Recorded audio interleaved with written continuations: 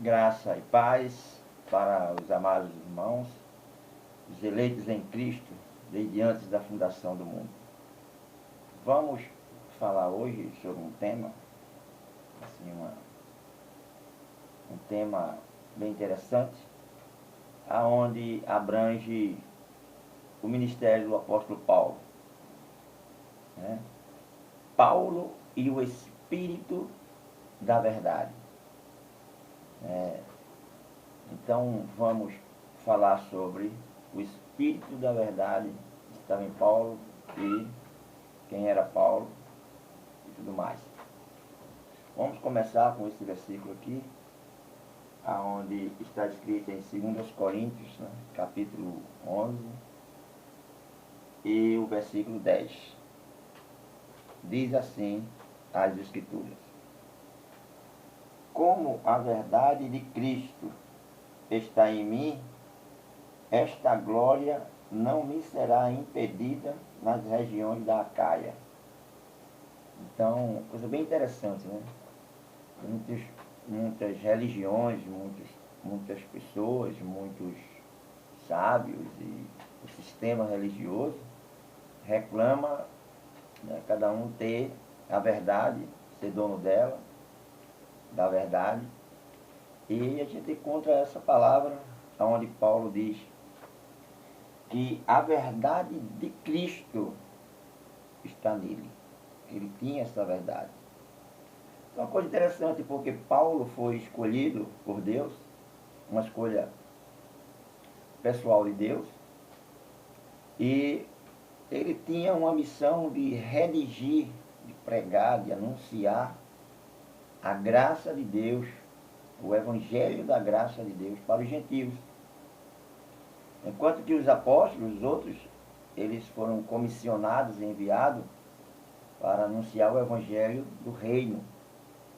E você pode perguntar, existe diferença entre o evangelho do reino e o evangelho da graça? Sim, tem. O evangelho do reino era um evangelho que misturava graça e lei. Havia batismo em água, havia ceia, tinha que se arrepender, perdão de pecados. Então havia uma mistura. Enquanto no evangelho da graça de Deus, revelado por Deus a Paulo, o evangelho comissionado chamado o evangelho da incircuncisão, enquanto que os apóstolos tinham o evangelho da circuncisão, no evangelho da incircuncisão não havia nada dessas coisas. É um evangelho onde você crê, é agradecido pelo que Deus fez, pela salvação que alcançou, sem mérito algum, né? Que o evangelho que cada um ouviu, creu, o evangelho da graça, não, a fé é sem a obra, né? O evangelho do reino diz Tiago que a fé sem a obra ela era morta. Mas na realidade é o contrário, né? Se houver obra na fé para a salvação, essa fé é morta. Entendeu? Então Paulo foi escolhido por Deus para redigir a graça para os gentios. E muitos não entenderam. Há muitas religiões que rebaixam Paulo a apenas um mero apóstolo com um pouquinho de luz, né, de revelação. Mas na realidade, Paulo não tinha apenas parte da revelação da graça, a revelação do Evangelho. Paulo tinha totalmente ela. A totalidade da palavra, a totalidade da revelação, dos segredos de Deus, estava com Paulo. Em Apocalipse, capítulo 10, versículo 7, diz: no dia da voz do sétimo anjo, se cumpriria o segredo de Deus, os mistérios de Deus, os quais ele revelou aos profetas, os seus servos. Então Deus tinha revelado aos profetas e seus servos que faria, que executaria, que mostraria e revelaria esses segredos.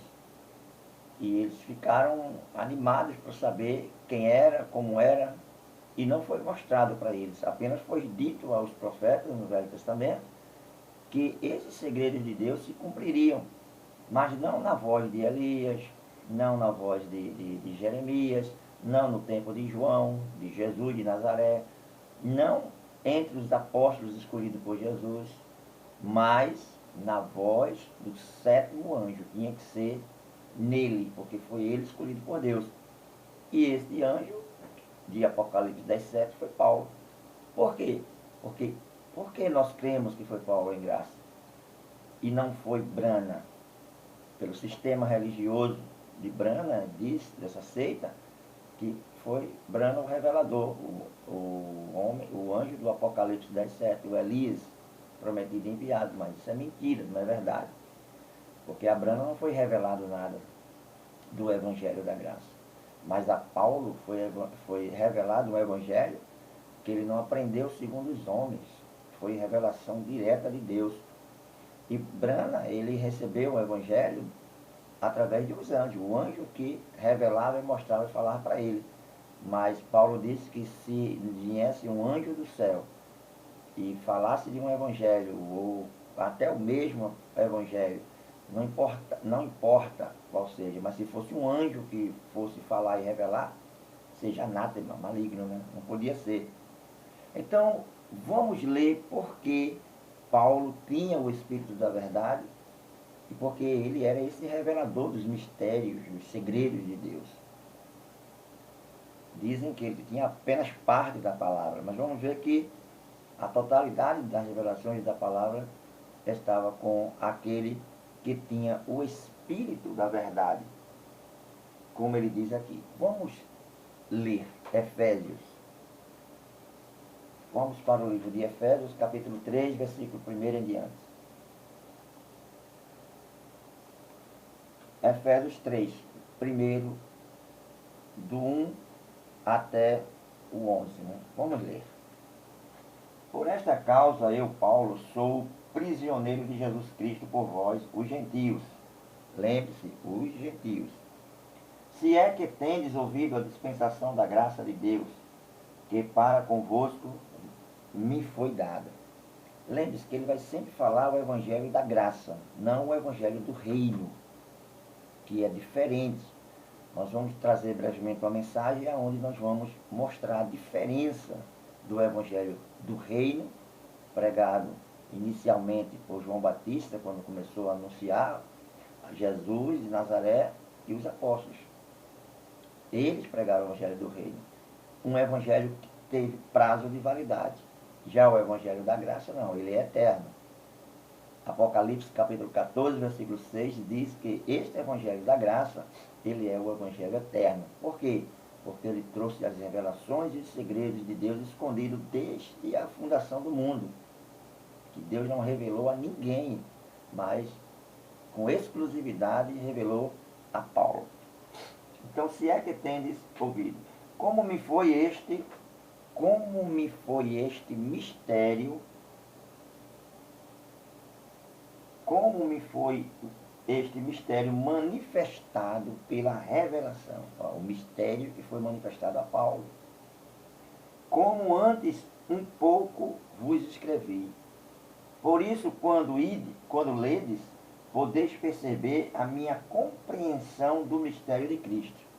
Então, quando você lê as epístolas de Paulo, você compreende as revelações e os mistérios de Cristo revelado a ele, nas epístolas de Paulo. Por isso, Pedro diz na sua epístola que há pontos difíceis de entender nas epístolas de Paulo, nos seus escritos, que os indoutos e incautos torcem para a sua perdição. Então, até Pedro, o apóstolo, ele achava difícil de entender os escritos que Paulo escreveu e as revelações e os mistérios que ele escreveu. Mas por que Pedro tinha essa dificuldade?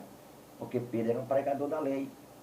Pedro era um pregador do evangelho do reino, que havia mistura de circuncisão e circuncisão, de graça de lei e muita coisa que em graça não existe. O qual, noutros séculos, não foi manifestado aos filhos dos homens, como agora tem sido revelado pelo Espírito aos seus santos, apóstolos e profetas. Então, em outros tempos não foram revelados, mas foi revelado agora, né? A saber, então, que mistério é esse? Qual é o grande mistério da graça para ser tão diferente do Evangelho do Reino e da lei de Moisés?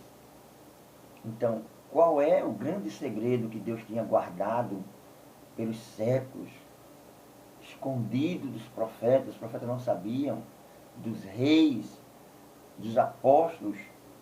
Que segredo, que mistério era esse? As pessoas podem pensar que é mil mistérios, mil coisas. Não. Olha o que era, que estava escondido e que os judeus jamais iriam saber. Nunca conseguiriam entender um negócio desse. E jamais aceitar. A saber que os gentios são co-herdeiros e de um mesmo corpo e participantes da promessa em Cristo pelo Evangelho. Olha o mistério aí de Deus, olha o mistério aí escondido pelas gerações, por os séculos para trás, para frente, para todo lado, e a todos os profetas escondido deles, e eles não sabiam disso. Olha aqui. Esse era o mistério, que os gentios eram co-herdeiros de um mesmo corpo, né? Do qual fui feito ministro pelo dom da graça de Deus, que me foi dado segundo a operação do seu poder, pela graça de Deus, sempre pela graça de Deus. A mim, o mínimo de todos os santos, me foi dada esta graça de anunciar entre os gentios, por meio do Evangelho, as riquezas incompreensíveis de Cristo. As riquezas incompreensíveis de Cristo. E demonstrar a todos qual seja a comunhão do mistério, que desde os séculos esteve oculto em Deus, que tudo criou por meio de Jesus Cristo, para que agora, pela Igreja, a multiforme sabedoria de Deus seja conhecida dos principados e potestades dos céus, segundo o eterno propósito que fez em Cristo Jesus, nosso Senhor. Então, olha a ousadia de Paulo em falar algo dessa forma. Então, as revelações foram tão tremendas. Então, Paulo recebeu esses mistérios, essas revelações tão tremendas, que qualquer um homem poderia se ensoberbecer, qualquer um poderia, né, achar que era um Deus ou melhor do que o outro, orgulhar-se, jactanciar-se, né? Então, para que isso não acontecesse, para que Paulo não se ensoberbecesse pelas revelações tão tremendas que recebeu, então, olha o que foi que Deus fez. 2 Coríntios, capítulo 12, versículo 7. Olha, o que foi que Deus fez com o seu apóstolo revelador? O homem que tinha a verdade de Deus nele, que o Espírito da verdade estava com ele, né? E para que eu não me exaltasse pela excelência das revelações, foi-me dado um espinho na carne, a saber, um mensageiro de Satanás para me esbofetear, a fim de não me exaltar. Se Paulo tivesse algo para se exaltar e se gloriar, seria isso, as revelações. Hoje em dia, o cara no sistema religioso lê um versículo e acha que é Deus. Já anda orgulhoso, Bíblia no peito, cabeça erguida, peito para frente, queixo empinado, e se acha o revelador, né? A irmã sapateia no círculo de oração para lá, sapateia para cá, grita terra na manaia e fala umas besteiradas lá que ninguém entende e já acha que é profeta de Deus, né? Tem que respeitar, tem que adorar, tem que reverenciar, a irmã canela de fogo, porque não sei o que, o pastor, ele, o paletó dele cura doente, o paletó dele derruba, levanta, faz e acontece. Tudo bruxaria e feitiçaria, Paulo chama isso em Gálatas capítulo 5.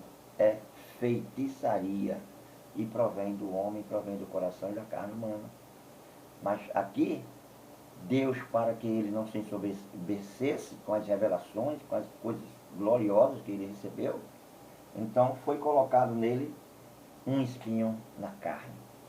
Em outra oportunidade, nós vamos fazer um vídeo e vamos explicar o que era esse espinho na carne de Paulo, né? Onde há uma divergência entre alguns, fraqueza com mulher, outro diz que era isso, que era aquilo, que era realmente um demônio lá do inferno mandado por Satanás para atormentar o Paulo. E há muitas fábulas e contos sobre isso, né? Mas a Bíblia diz qual era o espinho. As Escrituras mostram, e a gente vamos falar sobre esse espinho na carne brevemente, tá bom? Qualquer coisa você pergunta aí nos comentários, você fala, que nós vamos, muito em breve, trazer esse ensino sobre esse espinho na carne de Paulo. Então, Paulo tinha convicção. Paulo tinha convicção no que cria, convicção no que lhe foi mostrado, convicção de que aquele mistério, de que aquela revelação era de Deus e que era verdade. E ele foi para os gentios convicto de que Deus o havia enviado para os gentios como um ministro dos gentios. E ele trouxe o evangelho da graça para os gentios, não trouxe o evangelho do reino. Ainda que ele praticou quando assim aceitou, assim que ele foi converso, né? Assim que ele viu a luz, assim que ele foi mudado, ele ainda andou com os apóstolos, ele ainda fez as mesmas coisas que os apóstolos fizeram, né? Ele raspou a cabeça, ele fez pacto, ele fez promessa, ele jejuou, ele circuncidou a Tito, ele fez muita besteirada de criança, né, quando ele fez tudo isso. Mas quando ele recebeu a revelação, então ele disse, quando eu era criança, eu brincava, falava, agia como criança. Então, depois que eu cresci, aí eu abandonei essas coisas. E com certeza ele abandonou completamente. E jamais ele creu em batismo de água para arrependimento ou perdão de pecados, ou que ceia fosse um pedaço de pão e um copo de kisuke, como é ensinado no sistema religioso. Né? Como é que você pode pegar um pedaço de pão da padaria e levantar e dizer que é o corpo de Jesus Cristo? E ainda diz assim, fazer isso em memória de mim, né? A gente faz em memória de quem está morto, não de quem está vivo. Todas as vezes que vocês comerem e beberem, vocês estarão anunciando a minha morte até que eu venha. Como é que você vai anunciar a morte de quem está vivo? Todo mês. Todo mês você vai lá para renovar suas forças. Fonte não renova força. Fonte jorra sempre, para sempre. E a graça de Deus, ela é uma fonte. E você não tem que fazer isso porque nós participamos da ceia, nós comemos a carne e o sangue de Jesus Cristo na cruz do Calvário. Ali, quando foi partida, ele disse, a minha carne será partida por vós. Então, ali nós ceamos eternamente. Não tem necessidade de comer pão. Qual é a força espiritual que tem um pão e um copo de kisuke? Jesus não realizou ceia, Jesus fez Páscoa. Foi o dia da Páscoa que Jesus fez. E foi realizada numa casa, não em igreja. Não foi realizada no templo. Foi realizada numa casa, não dentro de uma igreja. E os gentios, hoje, o povo do sistema religioso, que são os gentios, hoje, eles eram proibidos de participar da Páscoa. Não. Os gentios não podiam participar da Páscoa. Isso está em Êxodo capítulo 12, versículo 43. Então, não era permitido para os judeus participarem da Páscoa. Os gentios participarem da Páscoa, era proibido. Se algum quisesse, teria que ser judaizado, teria que ser circuncidado para poder participar da festa e de todos os outros ritos judaicos. Circuncidar. E aí, como é que você vai fazer para participar dessa Páscoa? Então, julgue você, né? Nada disso em graça, é feito porque nós já ceamos na cruz. Batismo na água para arrependimento e pecados, a igreja hoje não tem do que se arrepender. Pecado não existe na igreja. ela é santa, ela é sem mácula. No livro de Cântares, o sábio Salomão fala disso. Tu és perfeita, né? Não tem mancha alguma, né? E Paulo diz que o Senhor, Jesus quer apresentar a ele uma igreja sem rugas, santa, sem mancha, inculpável, irrepreensível. Então essa não tem. Vai se arrepender de quê essa igreja? Me diga de quê? Entendeu? Então, mas lá no Evangelho, no começo, lá eles tinham que se arrepender. Quem era que tinha que se arrepender? Os judeus. Aqueles que estavam saindo da lei, do judaísmo e estavam vindo para a graça de Deus. O Evangelho do Reino exigia isso. Pedro disse no Pentecostes: arrependei-vos e cada um de vocês sejam batizados para o perdão do pecado. Mas hoje em graça não tem. Você vai se arrepender de quê para o perdão de pecados? Se o pecado era a transgressão da lei, conforme está em 1 João capítulo 3, versículo 4, a transgressão da lei era o pecado. E isso foi removido e tirado, cravado na cruz. E todos foram libertos completamente, conforme está em Gálatas capítulo 5, versículo 1. Então, Paulo tinha convicção. O grande erro do sistema religioso é esse, é de não dar crédito a Paulo. E nós tivemos por muito tempo o ensino de vários homens que vieram dizendo-se ser profetas, né, que Paulo tinha um pouquinho de luz, tinha parte da palavra, e que a totalidade da palavra foi dado a um gentio chamado Branham. Na verdade, nem Branham, nem Smith, nem Calvino, nem nenhum desses fundadores dessas seitas, né, eles tiveram revelações de nada. Porque se tivesse uma revelação como Paulo teve, eles não fundariam seitas e nem divulgariam heresias. Eles simplesmente ficariam com o que diz a palavra, com a revelação que recebeu. Eles não fazem isso. Antes eles criam um sistema para si, dogmas e credos e tradições legalistas, e atrai as pessoas e os indoutos e incautos vão, e as pessoas são aprisionadas nesses assalpões, enquanto esses pastores estão cada vez mais ricos, abastados, o povo continua na mesma situação, necessidade, sendo culpados, dizendo que tem um devorador que está indo atrás dele, um diabo que persegue eles, e as pessoas vivem com medo e com pavor. Mas a graça de Deus, ela liberta você completamente dessas coisas. Deixa você livre de qualquer medo e pavor. Porque não existe nenhum ser, nenhum diabo, não existe devorador algum. O devorador lá de Malaquias é um gafanhoto. Está em Joel, capítulo 1. Um gafanhoto.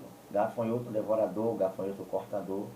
Era essa praga que atacava as lavouras na época dos judeus e destruía com toda a plantação deles, quando Deus ordenava que aquilo fosse daquele jeito, por causa dos sacerdotes, ladrões, roubadores, assim como são esses hoje, que não são sacerdotes, não são nada, são gentios, pessoas comuns.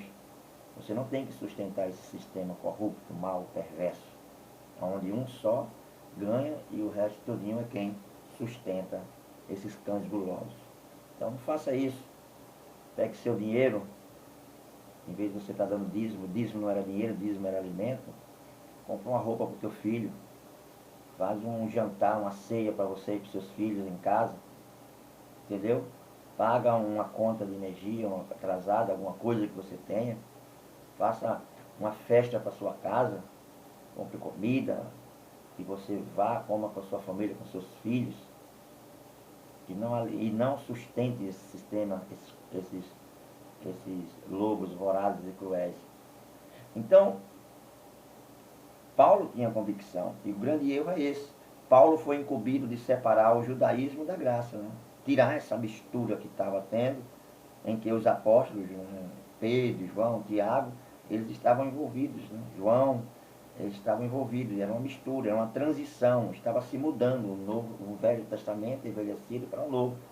A velha dispensação estava passando, estava muito próximo de acontecer o juízo, de cair os juízos de Deus sobre Jerusalém, e ele punir a meretriz que o abandonou e que o traiu e que quebrou todos os seus pactos e alianças. Então chegou a hora de Deus requerer dela. Então no ano 70, quando Deus requereu dessa prostituta, dessa meretriz, que estava sentada sobre uma besta escarlate, né, com a taça de ouro na mão e dentro com abominações, tudo isso fala de Jerusalém sentada sobre a besta, é o pacto da amizade que eles tinham com Roma. Então chegou a hora de Deus cobrar o sangue de Abel até o de Zacarias e também dos santos que foram mortos pelos seus testemunhos que deram na época da grande tribulação que veio sobre Jerusalém. Porque a grande tribulação não era uma grande tribulação na terra, porque as pessoas futurizam isso, mas nas 70 semanas de Daniel, e assim como em Mateus 24, essa grande tribulação, ela era para Jerusalém apenas, para Israel apenas, não para o mundo, Brasil, Argentina, que nem existia nessa época, ou qualquer outro país, mas exclusivamente sobre o povo de Deus, porque chegou a hora de prestar conta, né? Da prestação de conta. E Deus iria requerer deles, não de Roma, mas deles. Então Deus usou Roma para punir Jerusalém. Depois, Deus destruiu também a besta. A besta da terra, Jerusalém, foi destruída primeiro que a besta do mar, Roma. A Roma imperial. Mas isso é um outro assunto também que nós vamos trazer brevemente. A meretriz sentada sobre o dragão. Nós vamos falar exclusivamente sobre ela, quem era aquela meretriz.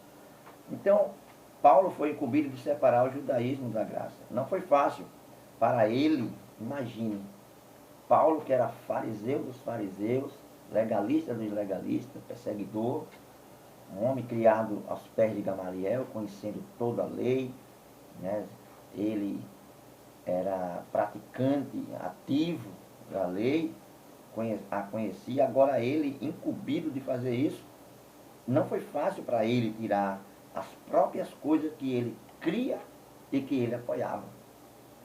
É por isso que muitos pastores hoje, quando ouvem o Evangelho da Graça, pregado por muitos pregadores que tem aí, pode procurar, que tem bastante pregadores da graça na internet, graças a Deus, o Evangelho da Graça está sendo difundido, e tem muitos mesmo que estão sendo libertos, mas muitos mesmo. Então, mas tem muitos que se prendem, não quer, porque são pastores, são líderes, e você sabe, né, eu vivo disso, eu ganho disso. Vai arrumar um emprego, meu irmão, vai trabalhar, vai fazer alguma coisa, entendeu? Em graça, não é para você viver de ovelha, de igreja, de obra. Não existe obra de Deus. A obra já foi completa já. Deus não precisa de você para salvar ninguém. Deus não precisa de você para salvar. Você pode dizer assim, eu estou ganhando almas para Jesus. Ganhando o quê? Almas para Jesus? Não, senhor. Todas as almas já são dele. Teu carro é dele, tua roupa é dele, tua casa é dele, teus filhos são dele. Não tem nada que não seja dele, tudo é dele. Como é que você vai ganhar algo para Deus? Se é dele, ele é o proprietário. Então não foi fácil para Paulo tirar as próprias coisas que ele cria e apoiava também. Mas ele recebeu esta revelação no terceiro céu.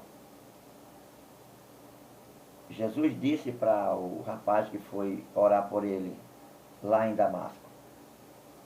Ele disse, vai porque esse é vaso para mim escolhido e eu vou mostrar para ele o quanto é importante sofrer pelo meu nome. Então, Paulo, ele foi levado ao terceiro céu, foi escolhido por Deus para ir lá, estar lá diante dele, para receber este evangelho. E Deus lhe mostrou a diferença do judaísmo para o cristianismo. Deus mostrou a diferença da lei para a graça, do evangelho do reino para esse evangelho agora que ele estava recebendo e tinha que pregar. Um evangelho que trouxe para Paulo muitas marcas, muita perseguição, muitas dores, muita aflição, muito sofrimento, prisão e morte. Esse evangelho trouxe tudo isso para ele.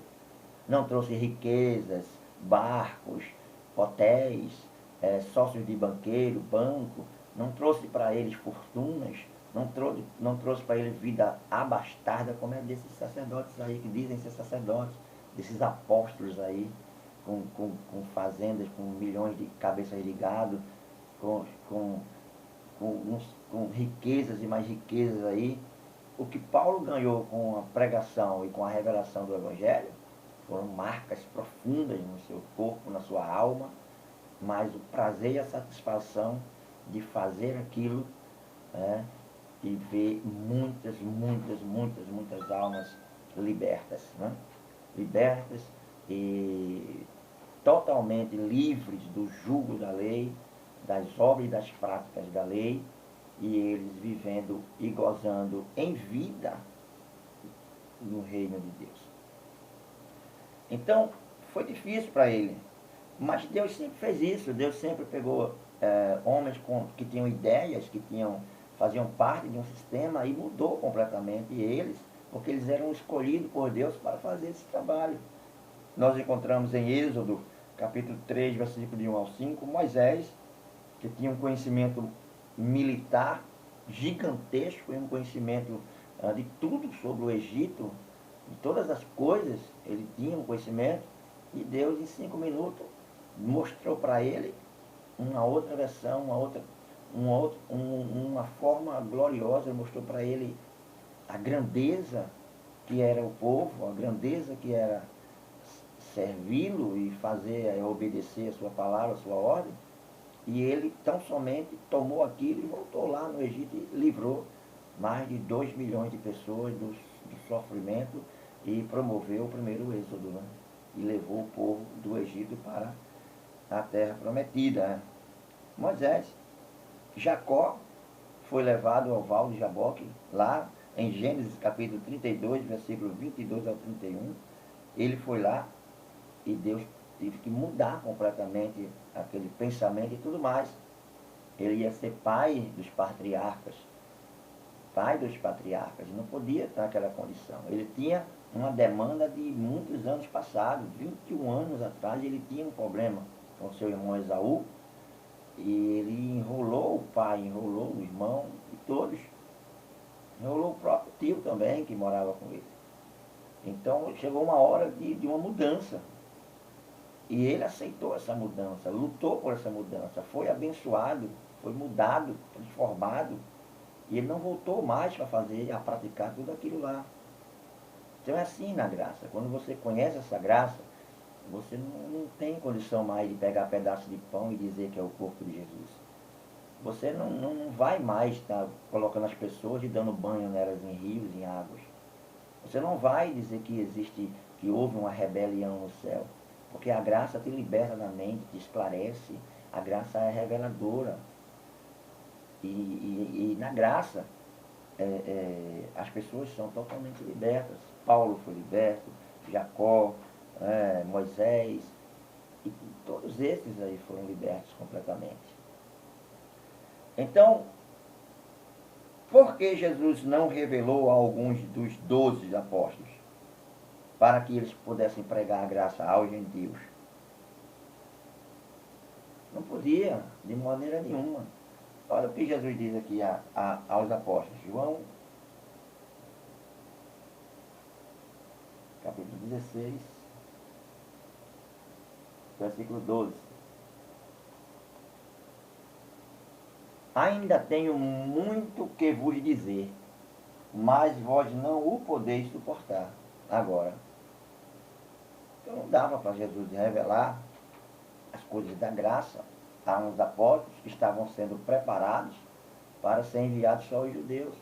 Os judeus não iriam aceitar, nem iriam entender que os gentios eram cordeiros, que os gentios eles tinham, pela promessa dada a Abraão, qualquer um que estivesse em Jesus, cresce e estivesse nele, eram cordeiros também. Então os judeus não iriam aceitar que os gentios tivessem acesso sem ser circuncidado. Sem ser circuncidado, era impossível, segundo a visão judaica, alguém chegar a Deus ou ter direitos dos ritos judaicos, de aproximar-se de Deus, sem que fosse circuncidado.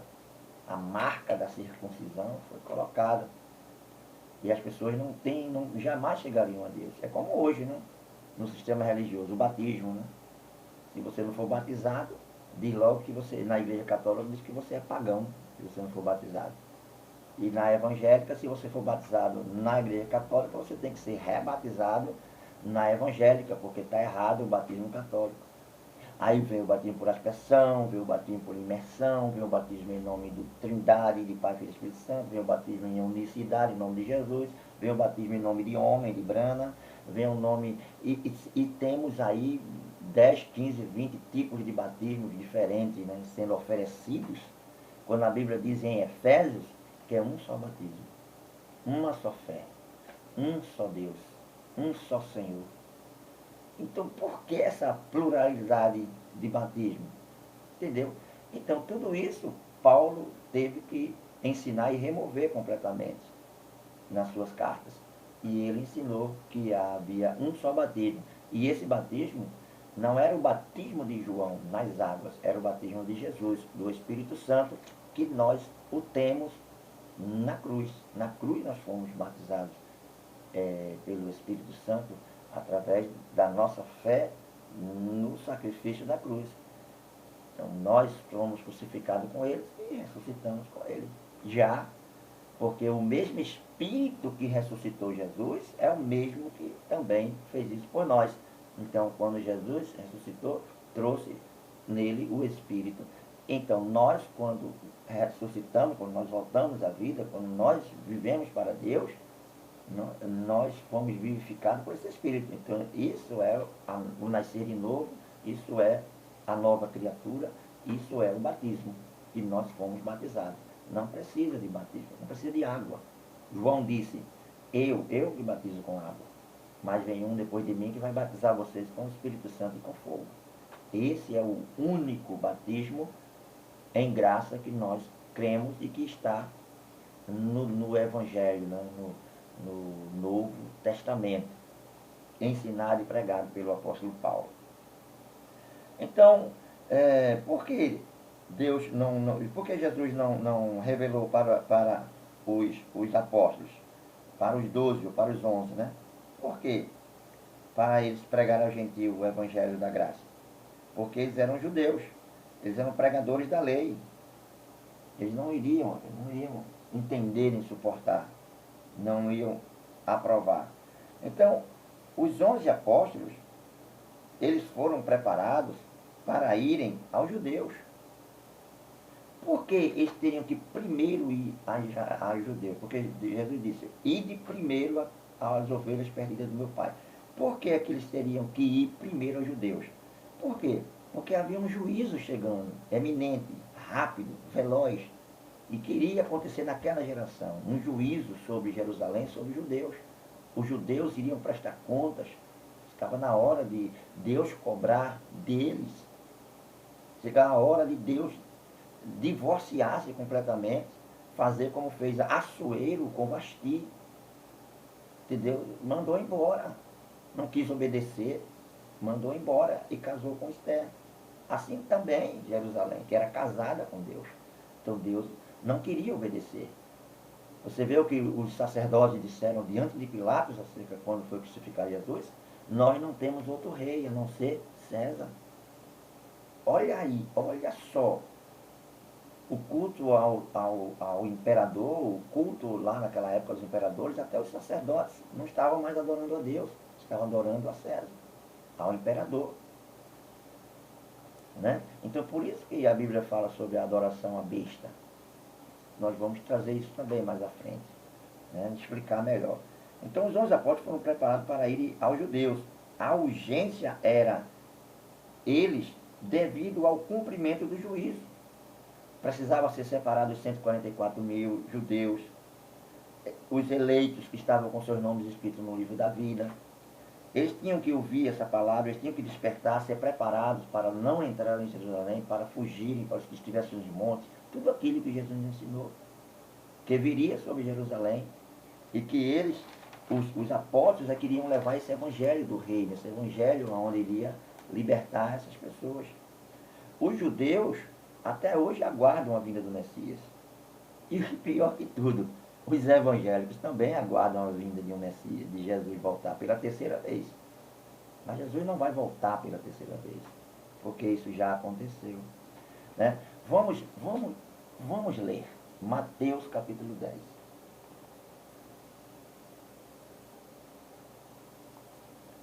Mateus capítulo 10, versículos 6 e 7. Olha o que disse Jesus aqui aos apóstolos, aos discípulos. Mas ide antes as ovelhas perdidas na casa de Israel. E indo, pregai dizendo, é chegado o reino dos céus. É chegado. Jesus disse na sua geração, dizendo aqui, diz, vá lá e diga aos judeus que o reino de Deus, o reino do céu é chegado. Agora faz 2021 anos que nós estamos. E o sistema religioso diz que ainda vai chegar, ainda vai chegar, ainda vai chegar.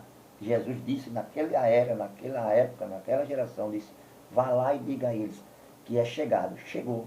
É chegado o reino do céu, o reino de Deus.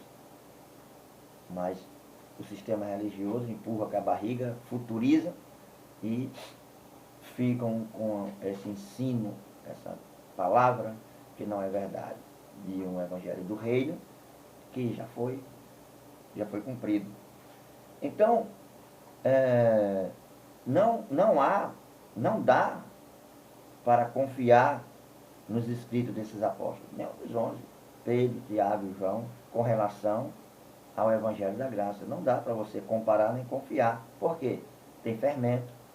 Paulo falou isso, que deveria ter cuidado com esses fermentos, porque eles acrescentam, eles colocam lá, né? Mas Paulo não tinha fermento nos seus escritos. Pode ler as epístolas de Paulo, de Romanos até Hebreus, você não vê fermento, você vê ele falando uma linguagem muito clara. Mateus 24 não tem nada a ver com os gentios, é juízo pleno, sendo derramado sobre Jerusalém, né? Então, não haveria um ministério específico para os judeus, pois ele já foi feito e encerrou no ano 70. Quer dizer, não haveria e não há um ministério específico para os judeus. As pessoas ficam de olho, em 1948 a figueira floresceu e tal, quando ela der os seus ramos verdes, que já está próximo e tal. Isso não tem nada a ver, não tem nada a ver com Israel. Porque se você for comparar a figueira com Israel, Jesus, quando procurou fruto na figueira em Israel, né, então ele amaldiçoou e ela secou até a raiz. Qual é a planta, qual é a árvore que vai mais crescer ou dar fruto se ela morreu na raiz? Malaquias capítulo 4, versículo 1, ele diz que não sobrará nem raiz, nem ramo quando esse juízo fosse derramado. Não ficaria nem raiz, nem ramo. Então não tem como essa figueira crescer novamente, brotar novamente. O Israel de hoje tem nada a ver com aquele Israel do lado passado. Israel hoje não é mais Davi, nem representado por Davi. Israel hoje é o Golias, o opressor, é o que maltrata totalmente aqueles países pequenos ao redor ali, aquela luta, aquela guerra que tem ali, entendeu? Por um pedaço de terra, por é minha, é nossa, não tem mais. Aquilo passou e acabou. Israel é um país como qualquer um outro. Se obedecer, se temer, se reverenciar e diferenciar, então tem um certo favor de Deus por essas coisas. Mas Israel não é ajudado por Deus. Israel é ajudado pelo poder militar das nações e pelo poder militar que ele tem hoje, né? Não é mais um Davizinho com uma fundazinha, uma pedrinha não, viu? Israel hoje ele é um país de potência até atômica. Entendeu? Não é mais essa criancinha que vocês pensam que são e nem essa figueirinha que brotou. De jeito nenhum eles são. A figueira que vocês dizem que é Israel, se for, ela está morta, sem vida e jamais vai botar ramo. Pode fazer o terceiro templo, o quarto templo, o quinto templo, o sexto templo. Deus não trata mais com Israel. Deus trata com a sua esposa, com a sua igreja, com o seu corpo, que é a igreja.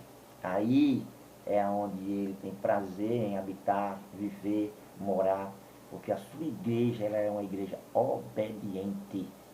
Não é uma igreja como Jerusalém foi, prostituta, né? Então, A mensagem do reino, hoje, não tem por que pregá-la, porque com o reino que está vindo. Mas o reino já está em vigor, empossado e em atividade plena, né?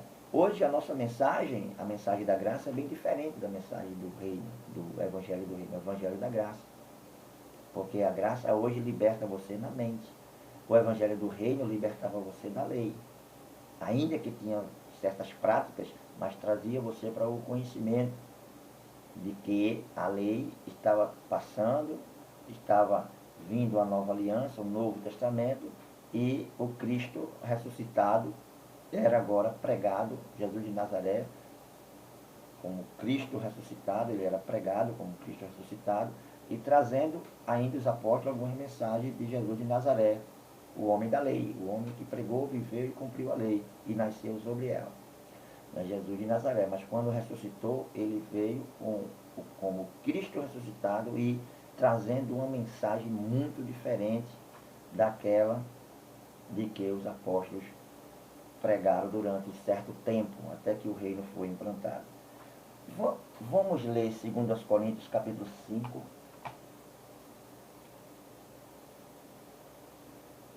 versículos 17 e 19.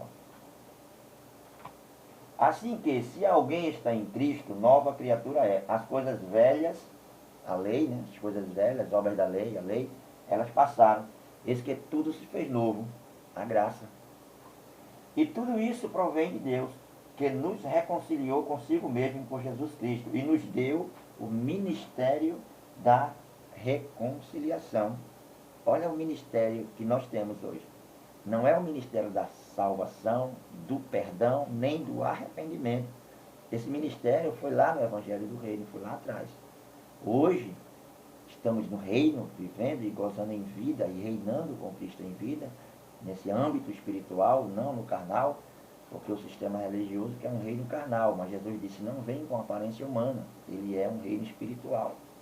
Então, diz, isto é, Deus estava em Cristo Jesus, Deus estava em Cristo reconciliando o mundo consigo mesmo, não lhes imputando os seus pecados, e pôs em nós a palavra da reconciliação, não da salvação, não do arrependimento, não do perdão, mas sim apenas da reconciliação. É isso que a graça faz, te reconcilia com Deus. Ela te mostra que você não precisa pagar preço, não precisa subir monte, não precisa acender vela, não precisa rogar a santos, não precisa estar debaixo da mão de um pastor, não precisa pagar para ter fita, para ter bênção, para ter... Não precisa beber água em cima de geladeira, de copo, de rádio, de televisão. Você não precisa de sal grosso, você não precisa de trevo de 4 folhas, pé de coelho, ferradura. Você não precisa dessas coisas. Você não precisa nada disso. Em graça, você precisa só crer. Somente crer. E ativar a sua fé. Então você é reconciliado com Deus. A graça faz isso. Liberta você aqui, ó, na sua mente. Você é livre aqui na sua mente. Completamente. A mensagem do reino iria salvar os judeus do juízo. Os gentios não estavam sob esse juízo. Os gentios não passaram pelo juízo. Os gentios não... A igreja não passava pelo juízo. Não tem como, porque o juízo não era para os gentios, o juízo era para os judeus. Esse juízo, mas não era para os gentios, sim para os judeus. O ministério deles tinha prazo de validade. O evangelho do reino tinha prazo de validade. O evangelho da graça não. Por que o evangelho da graça não tinha e nem tem prazo de validade? Vamos ler. Apocalipse, capítulo 14, versículo 6. E vi outro anjo voar pelo meio do céu, e tinha o evangelho eterno, para o proclamar aos que habitam sobre a terra, e a todas as nações, e tribos, e línguas, e povos. Pronto, universal. Esse evangelho universal. E não era o evangelho do reino, porque o evangelho do reino não era universal. O evangelho do reino era para os judeus. Para eles. Era o evangelho exclusivo para os judeus, para eles se livrarem do juízo que estava vindo sobre eles mesmos, ao qual caiu no ano 70, quando houve a destruição, quando a lei foi revogada, completamente abolida, retirada do nosso meio, e houve a parousia. E quando aconteceu todas essas coisas. Então ali, a graça pregada por Paulo, anunciada por Paulo, ela teve agora lugar pleno, eterno, e não havia mais lei para atrapalhar, não havia mais nada, nem ninguém para atrapalhar. Ela reinaria a partir daquele dia eternamente, sozinha, como reina hoje, a graça de Deus. Te libertando completamente do jugo, te libertando completamente do fardo, fazendo você entender que esse homem que está ali na frente, aquele pastor que está ali na frente, ele não significa nada. Ele nem sacerdote é.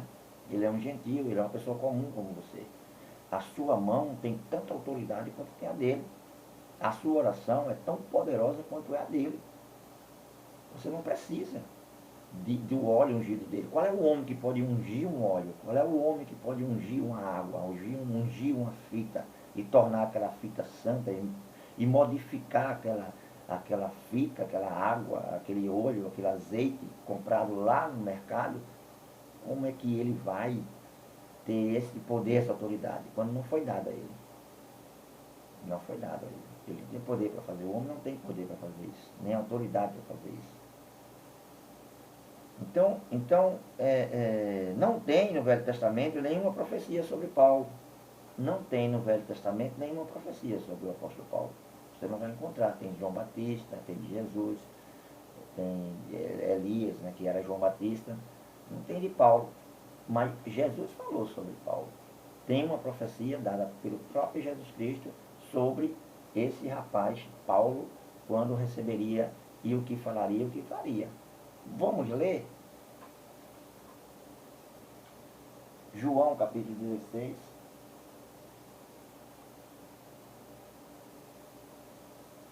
Versículo 13 e 14. Ó. Mas quando vier aquele, o Espírito de verdade, então você vê qual é a nossa lição de hoje? Paulo e o Espírito da verdade, e Paulo dizendo que ele tinha esse Espírito da verdade, o Evangelho da verdade, a verdade estava com ele, o Espírito da verdade estava com ele. Então Jesus tinha profetizado isso já, e disse: mas quando vier aquele, o Espírito de verdade, ele vos guiará em toda a verdade. Então, quem era esse Espírito da verdade? O sistema, as pessoas dizem, o Espírito Santo. Era Paulo. Paulo tinha o Espírito da verdade. E ele guiou o povo pela verdade. Ele vos guiará em toda a verdade, porque não falará de si mesmo, mas dirá tudo o que tiver ouvido e vos anunciará o que há de vir. Então era isso que Paulo fazia. Ele falou o que ouviu no terceiro céu. Ele disse, se vos falar, conheço um homem que foi até o terceiro céu e ouviu palavras inefáveis, que se for contar tudo, as pessoas não vão crer, vão dizer que ele é louco. Então, mas Paulo foi e falou, ele me glorificará, porque há de receber do que é meu, e vou-lo há de anunciar. O Evangelho da Graça. Então está aqui uma palavra de Jesus acerca do apóstolo Paulo. O que ele seria e o que ele faria. Quando aquele Espírito vier, o Espírito de verdade. Aí você compara com 2 Coríntios 11, 10. Ele diz, como a verdade de Cristo está em mim. Está vendo? Então a verdade de Cristo. Então o Espírito, aquele Espírito de verdade, estava em Paulo. E Jesus profetizou a vinda de Paulo, a sua pregação, o seu ensino, o que ele iria fazer. Iria guiar as pessoas nessa verdade. Paulo tinha o Espírito da verdade porque ele ouviu essa verdade. E proclamou e guiou as pessoas nessa verdade. Então, ele não falará de si mesmo. O que tiver ouvido, ele vai anunciar. E ele vai glorificar a Jesus Cristo, porque vai receber do que é dele.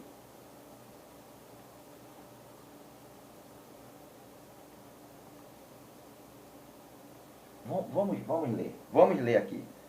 Atos, capítulo 22.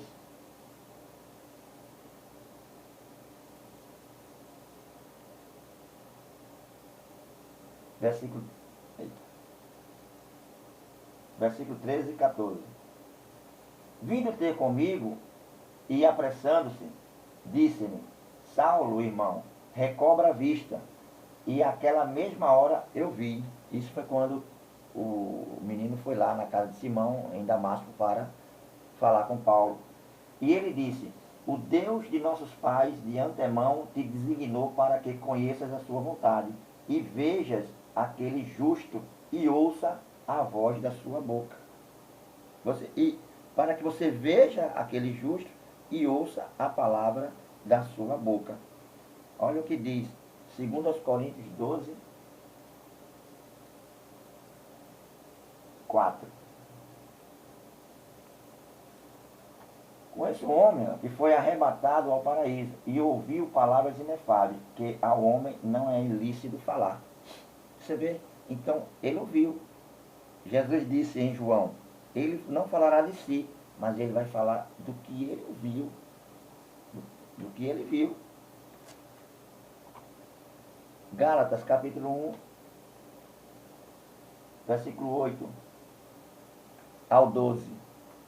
Mas ainda que nós mesmos, ou um anjo do céu, vos anuncie outro evangelho, além do que já vos tem anunciado, seja anátema. Nós mesmos, ou um anjo, né? Você vê que José Smith, dos Mormons, foi anjo que falou com ele. Testemunho de Jeová foi anjo que revelou. O outro evangelho de Jesus, o Espiritismo. Você vê que todo, o Brana disse que um anjo que revelava para eles, os 7 selos foi um anjo, e tudo foi um anjo. Então Paulo disse, se foi um anjo, é anátema. Não deveria ser aceito, é um evangelho amaldiçoado, isso que eles pregam, que eles ensinam. Mas o de Paulo não, o de Paulo é diferente. Olha o que ele diz. Assim como já vou mesmo, agora de novo também vos digo, alguém vos anunciar outro evangelho além do que já recebeste, seja anátema. Porque persuado eu agora a homens ou a Deus, ou procuro agradar a homens? Porque se estivesse ainda agradando aos homens, não seria servo de Cristo. Mas faço-vos saber, irmãos, que o evangelho que por mim foi anunciado não é segundo os homens. Não é um evangelho segundo os homens. Porque não o recebi, nem aprendi de homem algum, mas pela revelação de Jesus Cristo. Porque já ouviste qual foi antigamente a minha conduta no judaísmo, como sobremaneira persegui a igreja de Deus e a assolava. E na minha nação excedia em judaísmo a muitos da minha idade, sendo extremamente zeloso das tradições de nossos pais. Isso é o que diz Paulo. Então, meus amados irmãos, nós entendemos que Paulo, o evangelho que ele pregava, ensinou, ele não ensinou de homem nenhum, de Gamaliel, não foi de ninguém, de Pedro, de Tiago, de João, não pregava esse evangelho do reino, ele pregava o evangelho da graça, que recebeu no terceiro céu, e que Jesus havia dito que ele era profetizado e dito que ele era esse Espírito da verdade que iria guiar as pessoas na verdade. É assim que nós estamos hoje. Pela graça de Deus, passei 35 anos preso no sistema religioso, acreditando nesse evangelho de reino, numa vinda, numa terceira vinda, crendo que o pão era o corpo. Todos esses itens, essas coisas eu acreditava também, assim como você crê. Mas Deus me iluminou nos olhos, abriu a minha mente e eu compreendi. E esse evangelho da graça chegou. E hoje eu sou liberto. E muitos na internet, muitos vão ser libertos ainda. Talvez você não seja um que vai ser liberto, mas vai ter alguém aí que vai ouvir esse evangelho, vai ouvir essa voz. E esse Espírito da verdade vai entrar nele também. Esse Espírito da verdade que estava em Paulo vai estar em você também. E você vai dizer, Abba, Pai, você vai dizer amém, as palavras de Deus. E vai se desprender, se desligar, vai cortar esse cordão umbilical que liga você a essas denominações, a essas seitas, a esse sistema religioso maldito que Deus tanto odeia. Né? Então, vamos ler o último versículo, para a gente concluir. Atos, capítulo 20, versículo 24. Né? Atos, capítulo 20, verso 24. Mas de nada faço questão, nem tenho a minha vida por preciosa, contanto que cumpra com alegria a minha carreira, e o mistério que recebi do Senhor Jesus para dar testemunho do Evangelho da graça de Deus. Esse era o testemunho de Paulo, o Evangelho, o testemunho que ele deu. Ele recebeu isso, dos mistérios que recebeu do Senhor, e para dar testemunho do Evangelho da graça de Deus. Não do Evangelho do reino, como os apóstolos davam testemunho. Porque tinha mistura da lei e graça. Então Paulo tinha o Espírito da verdade. Paulo foi esse Espírito da verdade. A verdade é esta. Então, Deus abençoe, que o Espírito Santo fale ao seu coração, lhe esclareça, e graça e paz para todos.